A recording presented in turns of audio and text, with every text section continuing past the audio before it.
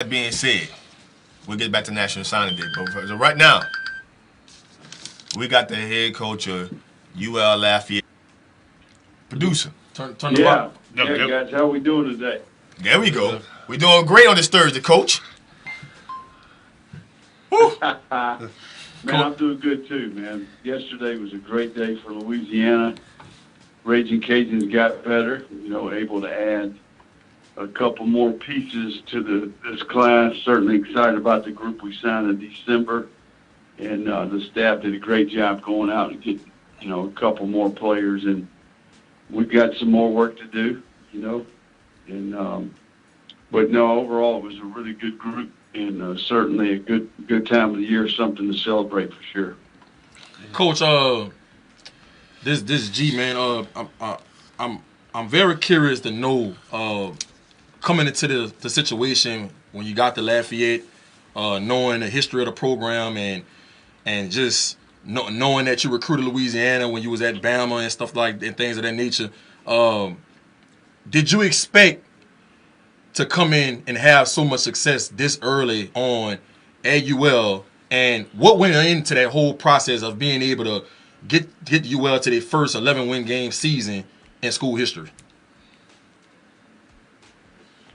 Well, I think we benefited from a lot of things. I think we inherited some problems, but we also inherited some good pieces to work with. I think Mark Hudspeth had done a lot to improve the program in his tenure there. They had just built a really quality facility.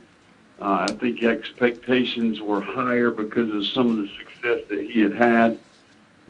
They hit a little bit of a roadblock because of the NCAA probation. So I think that's one of the reasons that we've had tremendous success. We've hired outstanding people. We've been fortunate to have the things in place to go recruit. I think our administration has given us the necessary tools, and those people have went out and executed our plan. Myself and several other members of our staff we've got great experience in the state and the surrounding areas. I think anybody that knows Job in the state of Louisiana over the past 2 seasons with you as head coach. Last year, you guys signed 14 of the top 85 kids in the state of Louisiana, which was a phenomenal job. And this year, I think y'all maybe have signed maybe about 8 kids, which is in the top 85 in Louisiana. How important has that been for your program to keep kids in the state of Louisiana going forward, for UL Lafayette? Right. Well, our entire philosophy starts inside out. I think we focus on the state first.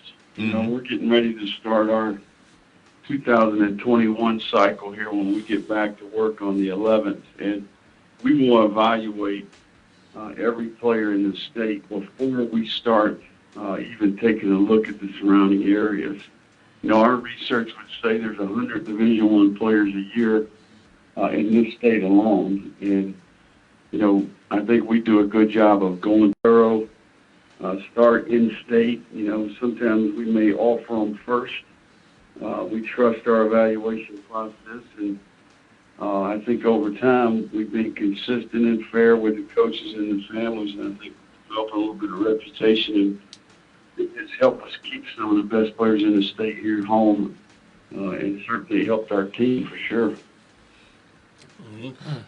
Coach Napier, this is Coach Singleton, D-line coach at A-Meet. We met you a couple of times. Now, sticking in coaching, because you've been at this on a collegiate level since 03, and you wore different hats. So how tough is you, especially with the receiver, the head coach, and not just want to jump out there and overstep the position coach and just kick, kind of manage your squad instead of just go gun ho like you are. Right. Well, I think it's important that you have really, you got to establish trust with your staff. I think it starts with when you hire them, it's important that you vet them. You got to vet their character.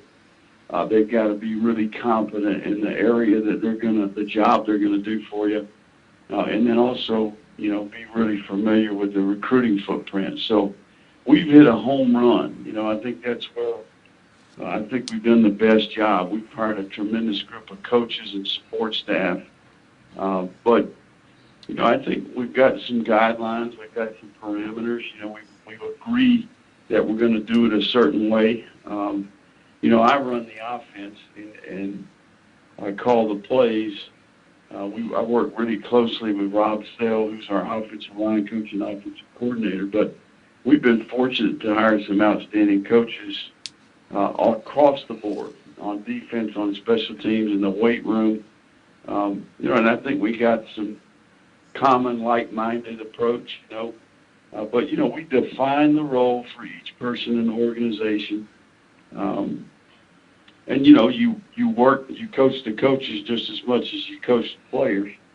But I think we've got a lot of guys that buy into the team concept, and they've done a really good job developing players. So we're fortunate in that regard, and that makes your job easy as a head coach. But you're always quality controlling what you do and making notes and trying to improve, and that's part of the process. That's what we enjoy doing. Heck, I enjoy the offseason just as much as the games.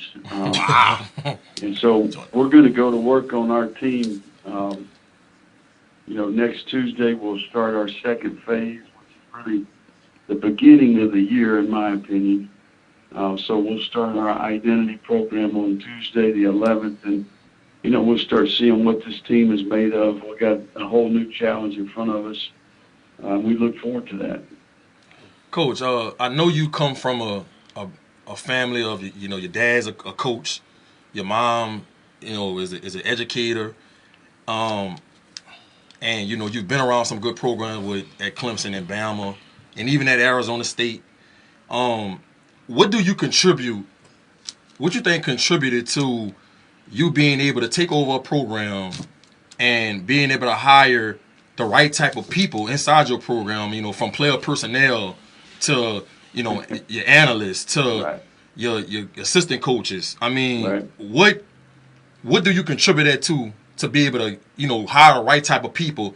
And because I know some of those guys on your staff, you didn't really necessarily have a relationship with some of those guys on your staff. So how did you go about that process, being able to hire all those people in the building to be able to run that program the way you're running it right now? Well, I think, my dad was a coach. I originally started out wanting to be a high school coach. I observed my dad. We grew up in Georgia. My dad was at the same school 20-some-odd years. So I grew up in the weight room, in the equipment room, on the practice fields. I think in the bus going to camps. I think that just been around the game. I knew pretty early on as a college player that I wasn't a pro player. So kind of went through my playing career, kind of anticipating trying to have my own program one day and how I would put together a team. And I got an opportunity to be a graduate assistant. And then after that, got offered a college job, and I gave it a chance. And it's turned out to be I get the same gratification that maybe I thought I would get as a high school coach. You can make a tremendous impact in young people, even in the college game. These kids are nowhere near who they're going to be when we get them. We have an opportunity to help them change their lives for the better. And I think that when you start hiring people, you start with that first. You want to hire someone that really cares about the player as a person. And that's their number one job, is to lead the person. That's where we start in our organization, is each person's got an opportunity to lead their group, lead their position group, lead the young men that they help recruit to the program. That's my job as the head coach. So lead the person first. And then we kind of work on them as students second. We want to prioritize their education. We want to emphasize the student. And then comes the football part. You know, you got to teach and develop the player. So when we go hire people, I think we start with that team aspect, the character, the integrity, the care for the player as a person. You know, then we move into other areas. So I think we've got a lot of good people. You know, people that you know, when you meet them, you sense that they care about people, that they have character, that it's someone that you would trust your son with.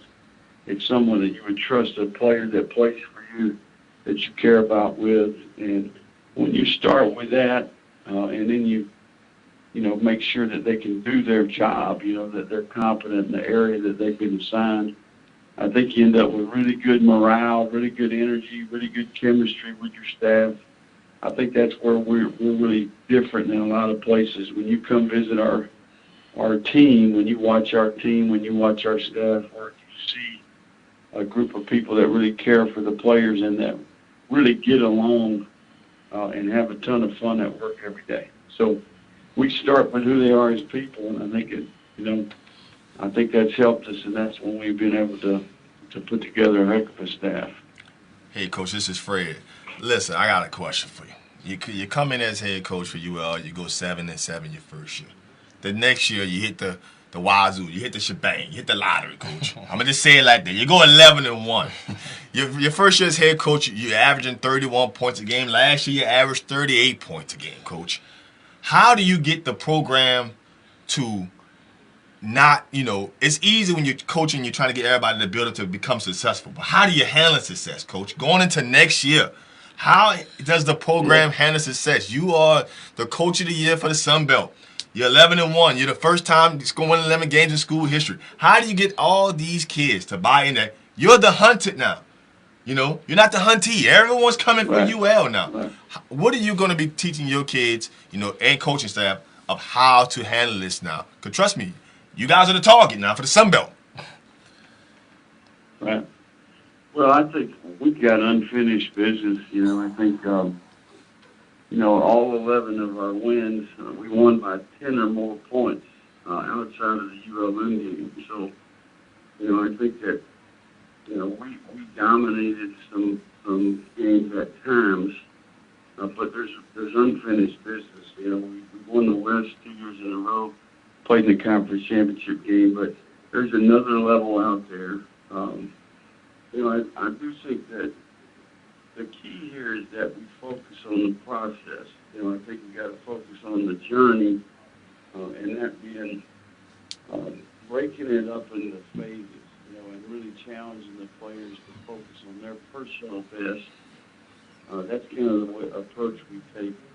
We break the football part of our program into 8 phases, and we have specific objectives and goals. We don't talk about anything except for what we're involved in at that moment in time. So our players right now are getting ready. They finished up today, or tomorrow, sorry, is the last day of foundation, which is our first phase. And then we'll transition into the identity program next week. That goes for about 4 weeks. Then we'll transition into spring practice, you know, and we kind of continue that way. And we don't really talk about anything except for what we're doing right now. We try to create intensity and urgency and be really specific about trying to get the most out of each day, focus on improving in all the areas. You know, it's one thing to have talent. It's another thing to have self-discipline, really focus on your effort, your mental toughness, all the things that relative to your choices and decisions, nutrition, hydration, sleep, your football IQ, your fundamentals and techniques, what type of effort that you play with, what type of teammate are you? Are you dependable? Are you accountable? Are you someone that people trust? You know, and then, hey, the score will take care of itself. You know, I think right now we're working on establishing a really good foundation with our team expectations, everything from what to wear, you know, to our classroom expectations for the players and from an academic standpoint, really getting into a good routine and having discipline in the way you live your life. So the games will be here in the fall, but there's a lot of work to be done before we run a team out there, and that's kind of the approach that we take. I'll see. Now, Coach, you and your staff are known like around in the high school ranks as like one of the most opening staffs out there, especially you and yourself. Like every camp that we've been to, I know at A-Meet, like you always come up individually, talk to the kids, talk to us personally and stuff, and like that's well felt throughout the state, especially on our ranks. So I guess my question to you would be, if Right. what advice would you have for a coach who's been coaching high school football for a while, who wants to take that next step to get to the college Right. level, who might be past the age of GA and or might still be in the GA age range. Yeah. What advice would you give them to help get them to the next level? Well, I would say this, everything that I know about football, I stole from somebody else. Very rarely, Don't be a copycat, Coach. Copy the right the cat. truth. Very rarely are you going to come up with something that someone else hasn't done before. So, I think you always got to be working on improving your game, improving in all the different areas. We do personal improvement plans every year around New Year's for everyone in the building. We're always working to get better, and myself included. I try to visit with people and focus on professional development. We're going to we have a chalk talk every year. We include high school coaches in that. But all of those people really come to clinic us while they're here as well. Last year we had 9 NFL organizations represented. Those guys came to visit with our staff and help us just as much as speak at the clinic. Have them all watch us practice, take notes, give feedback. I meet with them all when they come. Our position coaches, we video the lectures that we do with them. I always take a couple of trips in the springtime when our coaches are on the road. 2 years ago, I went to the Rams with Coach McVay, spent 3 or 4 days out there with him and his staff. Last year, I went to the Patriots and visited with Coach Belichick and his staff for 4 days. This year I'm going to go to the 49ers out in San Francisco. Those are just examples, but we do quite a bit of that. We have all-season studies. We're making cut-ups right now of the best teams in college football and in the NFL in all the certain categories that we look at. So I think you always got to be adapting, evolving, adjusting to the climate out there. So it's no different if you're trying to make a jump. I think it's about relationships. It's about really being prepared and getting that opportunity. So we've got an open door policy for high school football coaches.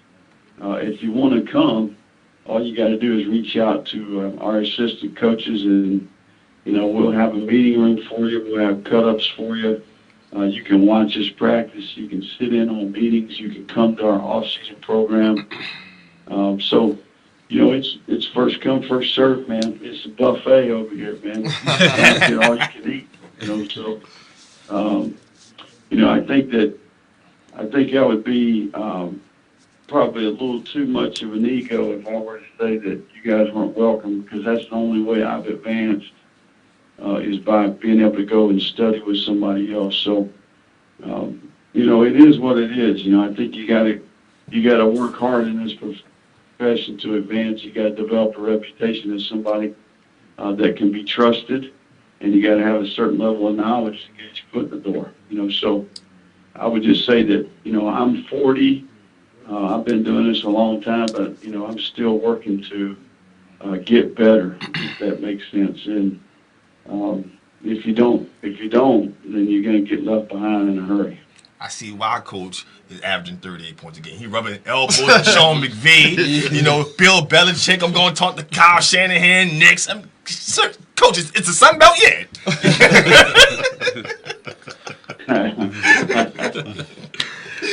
Coach, my last question for you before I let you go, man. I'm gonna just put it out there. I don't really like the early signing period. I don't really like it. The December signing period. Right. I think that it has its pros and cons, but I think it's more cons than pros in my personal opinion. What's your take on the early signing Right. period, and how have you had to adjust to that? Versus when you was at these other schools and it was Right. the other way. And how has it hurt you or helped you since you've been at UL? Yeah.